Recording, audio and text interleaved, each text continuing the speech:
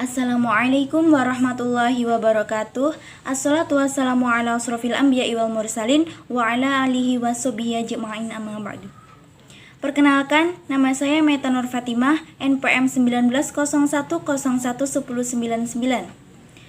Saya di sini akan menjelaskan beberapa pertanyaan terkait materi tentang jual beli online, kredit, dan riba.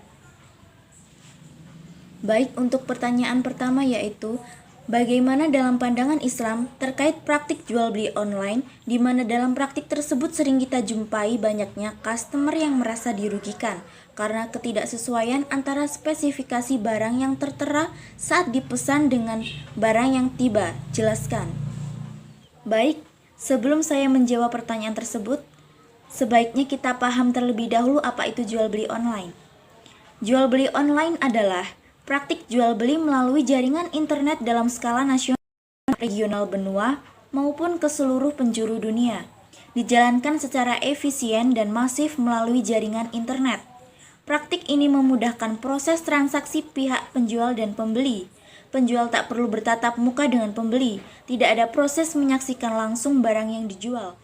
Semakin pesatnya perkembangan teknologi, tentunya mempermudah khususnya dalam bertransaksi jarak di mana orang dapat berinteraksi dalam waktu singkat walaupun tanpa face to face.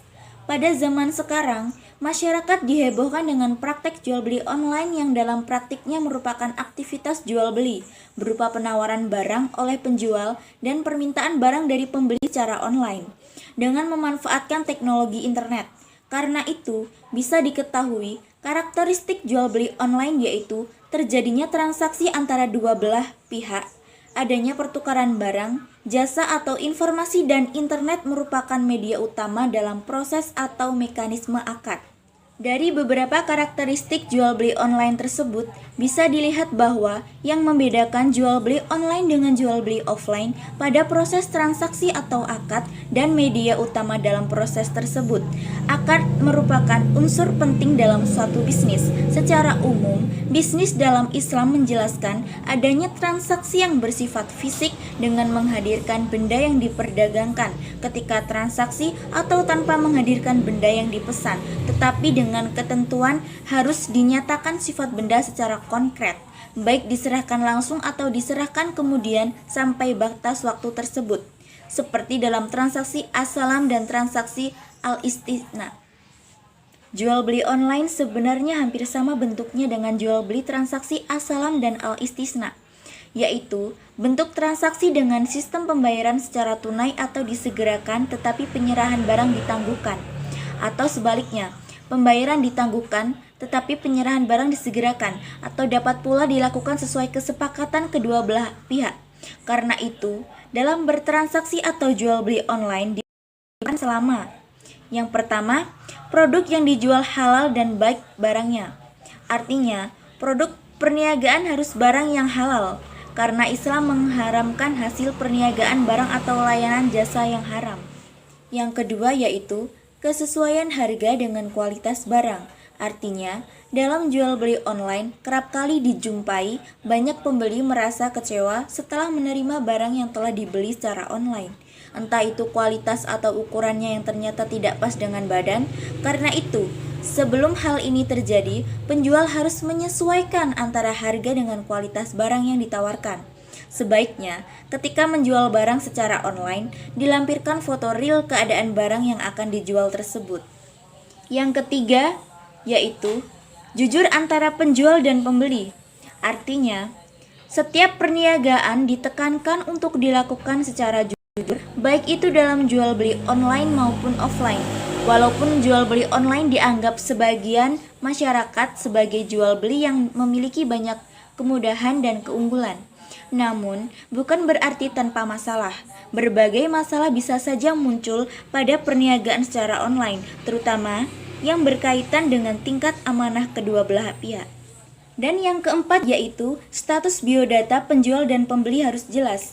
Artinya, apabila Anda ingin melakukan jual beli secara online, hendaknya Anda mengetahui dengan jelas status pembeli barang yang ditawarkan atau status penjual yang barangnya akan Anda beli. Hal ini dapat mengurangi tindakan penipuan yang mungkin terjadi kenali dan pelajarilah berbagai kiat aman menjalankan perniagaan atau membuka toko online. Pertanyaan yang selanjutnya yaitu, bagaimana hukumnya jual beli dengan sistem dropship? Memesan barang atau melakukan transaksi jual beli untuk dijual kembali dalam dunia bisnis online dikenal dengan istilah reseller dan dropshipper. Dropship sendiri merupakan sistem yang banyak digandrungi dan berkembang dengan maraknya penjualan barang secara online. Dropship adalah sistem dengan teknik pemasaran di mana penjual tidak menyimpan stok barang. Penjual hanya melakukan promo di online marketplace, baik Facebook, Instagram, atau online shop. Sementara dropshipper tidak perlu merogoh modal untuk kepentingan stok barang. Dropshipper bisa langsung menjual produk hanya dengan posting gambar dan spesifikasi produk. Lalu, bagaimanakah Vicky melihat model transaksi dropshipper ini, di mana dropshipper belum memiliki barang yang akan dijual? Rasulullah Shallallahu Alaihi Wasallam bersabda, "Janganlah kamu menjual sesuatu sehingga kamu benar-benar menerimanya." Hadis riwayat Baihaqi nomor 10998. Berdasarkan hadis ini, seorang penjual dilarang untuk menjual barang yang ia beli dari orang lain, sementara barang tersebut belum diterima, karena selama barang belum diterima, transaksi berpotensi gagal, seperti barang rusak dan lain-lain.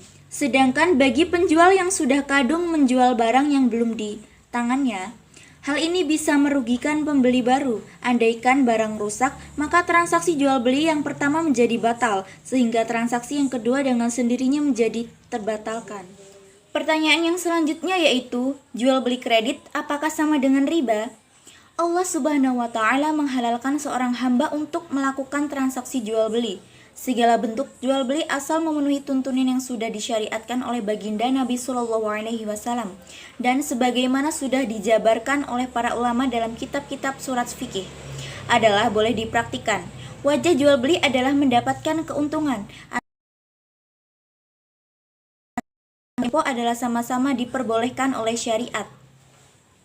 Khusus jual beli kredit, keserupaan keuntungan yang lewat jual beli secara kredit ini sering diwacanakan secara salah oleh sekelompok masyarakat. Banyak orang yang beranggapan bahwa jual beli kredit adalah sama dengan menggandakan uang atau riba. Padahal, sama sekali hal itu bukan sebagaimana yang dimaksudkan. Penyerupaan jual beli secara kredit ini pernah juga dilakukan oleh orang-orang kafir jahiliyah pada masa risalah kenabian baginda Muhammad SAW. Namun, hal itu secara tegas dibantah oleh Allah lewat surat Al-Baqarah ayat 275. Yang artinya, orang-orang yang memakan riba tidak dapat berdiri melainkan seperti berdirinya orang yang kemasukan syaitan karena gila. Yang demikian itu karena mereka berkata bahwa jual beli sama dengan riba, padahal Allah telah menghalalkan jual beli dan mengharamkan riba. Barang siapa mendapat peringatan dari Tuhannya, lalu dia berhenti, maka apa yang telah diperolehnya dahulu menjadi miliknya, dan urusannya terserah kepada Allah. Barang siapa mengulangi itu penghuni neraka, mereka kekal di dalamnya. Dan pertanyaan yang terakhir yaitu, membeli kendaraan dengan cara kredit apakah termasuk riba? Jual beli berkomoditas dengan cara kredit yang termasuk di dalamnya kendaraan bermotor bukanlah transaksi utang piutang ataupun transaksi atas barang ribawi. Transaksi tersebut adalah jual beli murni yang keabsahannya diakui oleh syariat. Tentunya dengan ketentuan-ketentuan yang telah tersebut di atas. Hanya ada kalanya pembeli melakukan pengajuan kredit lewat lembaga pembiayaan atau leasing. Sekian video yang dapat saya sampaikan, kurang lebihnya saya mohon maaf dan kepada Allah Subhanahu wa Ta'ala saya mohon ampun. Saya akhiri, wabillahi taufik wal hidayah. Wassalamualaikum warahmatullahi wabarakatuh.